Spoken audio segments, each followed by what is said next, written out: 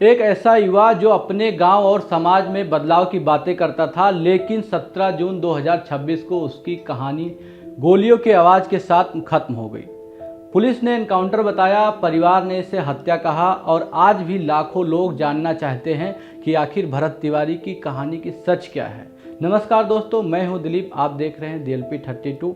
आज हम बात करेंगे बिहार के भोजपुर जिले के रहने वाले भरत तिवारी की, जिसकी मौत ने पूरे बिहार की राजनीतिक, प्रशासन और आम लोगों के बीच एक बड़ी बहस छेड़ दी है। ये कहानी सिर्फ एक एनकाउंटर की नहीं है, ये कहानी एक ऐसे युवक की है जिसके बारे में कहा जाता है कि वह भगत सिंह के रास्ते पे चलना चाहता था। क्रांतिकारियों की शान गोली खाने और खिलाने में है, फांसी के फंदे पे लटक जाने में है, समझा। सबसे अगर कोई भारी पड़ता है सभी चीजों पे तो वो देश प्रेमी होता है, राष्ट्रभक्त सच्चा होना चाहिए। इन सभी पे वो अकेला भारी पड़ता है। लेकिन सवाल यह है कि आखिर एक साधारण गांव का लड़का कैसे पूरे राज्य का चर्चा का विषय बन गया और उसकी जिंदगी का अंत आखिर किन परिस्थितियों में हुआ। आइए समझते हैं पूरी कहानी क्या है।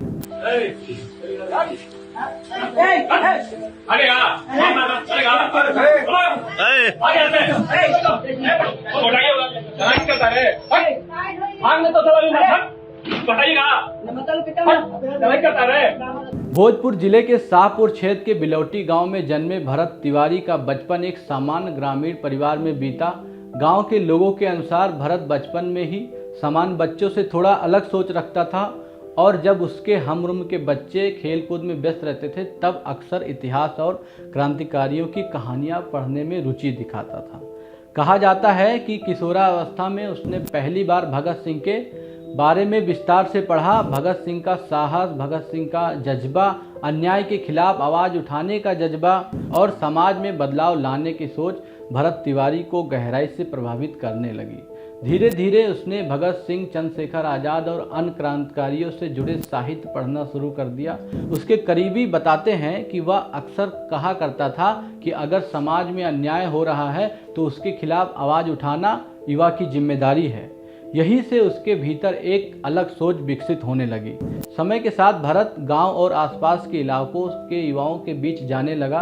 वह सामाजिक मुद्दों पर चर्चा करता, युवाओं को जागरूक करने की बातें करता और व्यवस्था में सुधार की जरूरत पर जोर देता था। हालांकि उसके समर्थक उसे एक सामाजिक सोच रखने वाला युवा बताते हैं, लेकिन उनके आलोचक उसकी गतिविधियां पर अलग नज़रिए से देखते हैं। यही कारण है कि भरत तिवारी की छवि शुरू से ही विवादों और चर्चाओं के बीच रही है। लेकिन जो बात लगभग हर व्यक्ति स्वीकार करता है वह यह कि भरत ने अपने विचारों को लेकर बेहद स्पष्ट रूप से मुखर था। समय बीतता गया और भरत का नाम धीरे धीरे प्रशासन और स्थानीय राजनीतिक के बीच काफ़ी चर्चा का विषय बनने लगा। फिर आया जून 2026, एक ऐसा महीना जिसने भरत तिवारी की जिंदगी की दिशा हमेशा के लिए बदल दी। दिन था 17 जून 2026। भोजपुर जिले में एक पुलिस कार्रवाई के दौरान भरत तिवारी की मौत हो गई। पुलिस के अनुसार यह एक एनकाउंटर था। अधिकारियों का कहना है कि ऑपरेशन के दौरान मुठभेड़ हुई और उसी में भरत तिवारी मारा गया। लेकिन घटना के कुछ ही घंटों बाद सवाल उठने शुरू हो गए। भरत के परिवार ने पुलिस के दावों को चुनौती दी। परिवार का कहना है कि यह एक एनकाउंटर नहीं, यह हत्या है। उनका कहना था कि पूरे मामले की निष्पक्ष जांच होनी चाहिए। जैसे जैसे खबर फैलती गई वैसे वैसे सोशल मीडिया पर बहस तेजी से होती गई। कुछ लोग भरत को एक साहसी युवा बता रहे हैं, वहीं कुछ लोग पुलिस की कार्रवाई का समर्थन कर रहे हैं और कुछ लोग पूरे मामले की सच्चाई का सामने आने का इंतजार कर रहे हैं। इसी बीच कई राजनीतिक दलों और सामाजिक संगठनों ने भी इस मामले में रुचि दिखाई। भरत तिवारी का नाम अब सिर्फ भोजपुर तक सीमित नहीं था, पूरे बिहार में इस घटना की चर्चा होने लगी। मीडिया चैनलों पर बहस शुरू हो गई। सवाल पूछा जाने लगा, क्या पूरी तरह वैध पुलिस कार्रवाई थी या फिर कहीं ना कहीं कोई गंभीर चूक हुई थी। इसी बीच जन स्वराज के संस्थापक प्रशांत किशोर ने भी इस मामले को लेकर बिहार सरकार पर सवाल उठाए हैं। उन्होंने कहा है कि पटना के आदेश के बिना कोई गोली नहीं चला सकता। उन्होंने सवाल उठाया है कि आखिर भरत तिवारी पर गोली चलाने का आदेश किसने दिया था। प्रशांत किशोर ने भरत तिवारी के परिवार को न्याय दिलाने की मांग करते हुए 15 दिन का अल्टीमेटम दिया और कहा कि इस मामले में जवाबदेही तय होनी चाहिए। उन्होंने यह भी दावा किया है कि भरत तिवारी सिर्फ अपने व्यक्तिगत लड़ाई नहीं लड़ रहे थे, बल्कि वे एक बड़े सामाजिक संघर्ष का हिस्सा थे। उन्होंने परिवार के साथ खड़े होने और निष्पक्ष जांच की मांग दोहराई। उनके इस बयान के बाद मामला और भी अधिक राजनीतिक हो गया। आप 10 दिन 15 दिन समय दीजिए,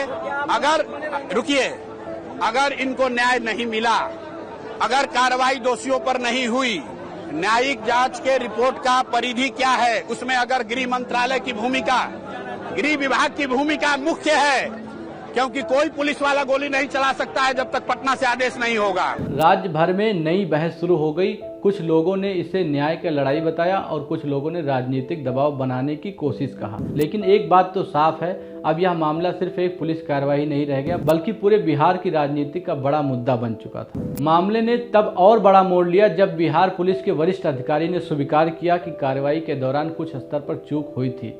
यही से लोगों के मन में और ज्यादा सवाल पैदा होने लगे। अगर सब कुछ नियमों के अनुसार हुआ था तो फिर गलती किस बात की थी।